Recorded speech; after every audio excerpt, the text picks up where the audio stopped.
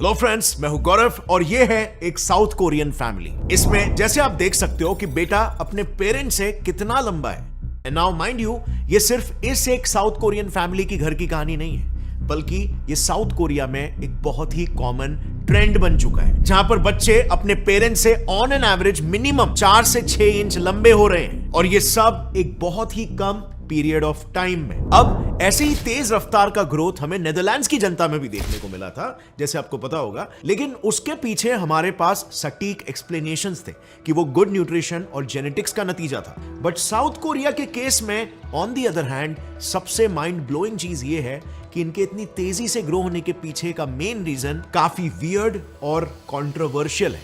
वो है इनका हाइट को लेकर ऑब्सेशन और पागलपन। अब ऑब्सेशन से हाइट कैसे ग्रो हो जाती है, इसका जवाब तो मैं आपको आगे बताऊंगा, लेकिन उससे पहले जरा ये जान लेते हैं कि क्यों साउथ कोरिया में छोटी हाइट का होना एक बहुत ही ट्रॉमेटाइजिंग एक्सपीरियंस है, जिसकी वजह से यहां की जनता लंबे दिखने को लेकर इतनी ज्यादा ऑब्सेस्ड है।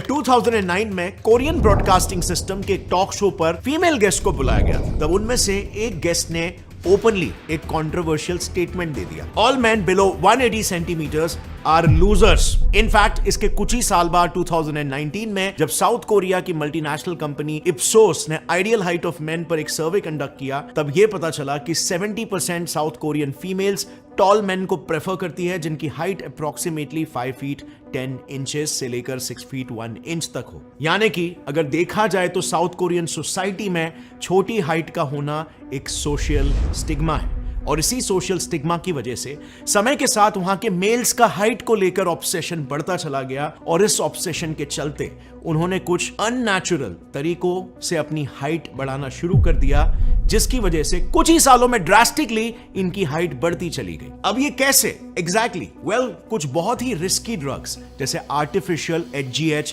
यानी ह्यूमन ग्रोथ हार्मोन इंजेक्शंस लेकर। अब ये HGH क्या होता है और क्या इससे आर्टिफिशियली 6 से 7 इंच हाइट बढ़ाई जा सकती है? ह्यूमन ग्रोथ हार्मोन वो प्राइमरी हार्मोन है जो इंसानों में हाइट ग्रोथ के लिए रिस्पॉन्सिबल है। ये पिट्यूटरी ग्लैंड से प्रोड्यूस होता है और लिवर में IGF-1 में कन्वर्ट होकर उसके थ्रू लॉन्ग बोन्स के एंड्स में कार्टिलेज फॉर्मेशन को ट्रिगर करता है। यही कार्टिलेज सेल्स एक बिल्डिंग के ईंट की तरह होते हैं, जो कि बाद में कैल्सिफाई होकर बोन्स में तब्दील होते हैं, और इस तरह से हर किसी की हाइट नेचुरली बढ़ती है। लेकिन इसी HGH हार्मोन को अगर लैब में आर्टिफिशियली क्रिएट करके आपने इंजेक्ट कर दिया इन ग्रोइंग एजेस, तो हाइट ग्रोथ की स्पीड को 2x से 3x किया जा सकता है। और साउथ कोरिया जैसे एडवांस्ड और रिच कंट्री में ये ट्रीटमेंट एकदम नॉर्मलाइज हो रहा है। ये है डेटा जो क्लियरली पूरी कहानी आपको बता देगा कि अकेले पिछले 4 सालों में साउथ कोरिया में इन ग्रोथ हार्मोन्स का मार्केट डबल हो गया। Like just to give you a yardstick, US जो कि एक हाई स्पेंडिंग पावर वाला कॉस्मेटिक फोकस मार्केट है, उससे भी 3 गुना ज्यादा। और Korean pharmaceutical company Dong-A ST co limited के रिपोर्ट के अनुसार वहां पर ग्रोथ हार्मोन का सेल 2019 से हर साल 30% से बढ़ रहा है। लेकिन इस थेरेपी में एक बड़ी प्रॉब्लम है। यह थेरेपी ना सिर्फ उन्हीं लोगों को बेनिफिट करती है जो लोग इसे अपने ग्रोथ प्लेट्स फ्यूज होने से पहले लेते हैं, यानी कि अपने टीनेजर्स में 18-19 सालों तक एक इंसान के लॉन्ग बोन्स के ग्रोथ प्लेट्स फ्यूज होकर परमानेंटली बोन बन जाते हैं, और इसीलिए उनमें कार्टिलेज फॉर्मेशन नहीं हो सकता और इंसान उसके फाइनल हाइट में स्टक हो जाता है। यानी कि ग्रोथ हार्मोन ट्रीटमेंट से फिर हाइट नहीं बढ़ाई जा सकती। और यहीं पर कोई और रास्ता ना देख सोसाइटल प्रेशर को झेलकर कई साउथ कोरियंस डेस्परेट हो जाते हैं, किसी भी हालत में वो एक्स्ट्रा 2-4 इंच अपने कद में ऐड करने के लिए, जिसके लिए वो कुछ बहुत ही ब्रूटल मेथड्स को तक अपनाते हैं। अब ये एक मेथड इन पर्टिकुलर इतना क्रूर है कि कुछ कंट्रीज में ये इलीगल तक है। मैं बात कर रहा हूं लिम्ब लेंथनिंग सर्जरी की, जो सिंपल शब्दों में अपनी टांगों की हड्डियों को तुड़वाकर उसे वापस जोड़कर लंबा करवाना होता है। और ये बहुत ही एक्सपेंसिव और पेनफुल प्रोसीजर है, और कॉम्प्लिकेशंस अगर आ गए तो इसमें जान भी जा सकती है। इस ऑपरेशन के फर्स्ट स्टेज में सर्जन्स पेशेंट के शिन बोन यानी कि टिबिया पर ऑस्टियोटॉमी परफॉर्म करते हैं। सिंपली स्पीकिंग, इन दोनों बोन्स को तोड़कर उनके अंदर एक रॉड ऐड किया जाता है। फिर रॉड ऐड करने के 10 दिन बाद इस सर्जरी का दूसरा स्टेज शुरू होता है।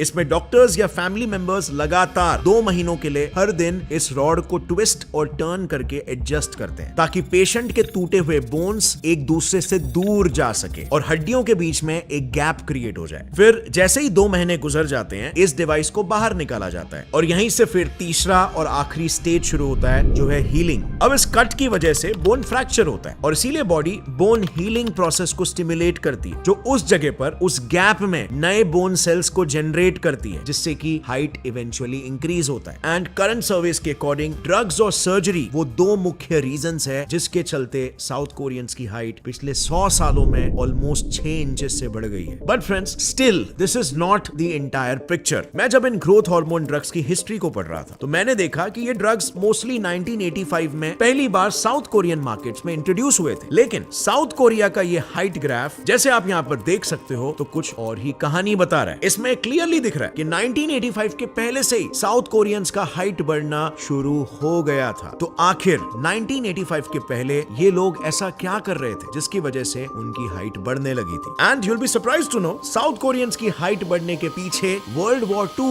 का अंत भी एक मेजर कारण था। दरअसल वर्ल्ड वॉर 2 तक साउथ और नॉर्थ कोरिया एक ही कंट्री थी, लेकिन वर्ल्ड वॉर 2 के बाद यूएस ने कोरिया के सदर्न पार्ट पर कब्जा कर लिया और सोवियत यूनियन ने on the other hand northern part पर।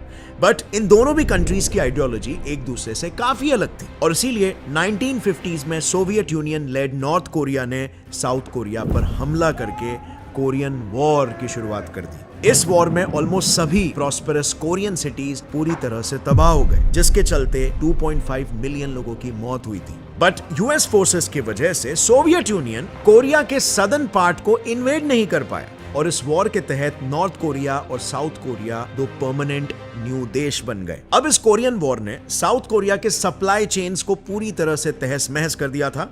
उनके पास फूड प्रोडक्शन के लिए कोई प्रॉपर रॉ मटेरियल्स नहीं थे और ऐसे में वो पूरी तरह से अपने प्राइमरी सोर्स ऑफ फूड जो कि राइस था उसी पर डिपेंडेंट हो गए थे और इसी राइस कंजम्पशन में इंक्रीज की वजह से साउथ कोरियंस का हाइट बढ़ना कम हो गया। अब ये आखिर कैसे हुआ? Well let me explain. Well जैसे हमने पहले जाना था हाइट बढ़ने के प्रोसेस के बारे में कि pituitary gland human growth hormone release करता है जो कि इन टर्न लिवर को IGF-1 हार्मोन को सेक्रीट करने का सिग्नल भेजता है। फिर ये IGF-1 हार्मोन बोन्स और टिश्यूज की ग्रोथ को स्टिमुलेट करके हमारी हाइट को बढ़ाता है।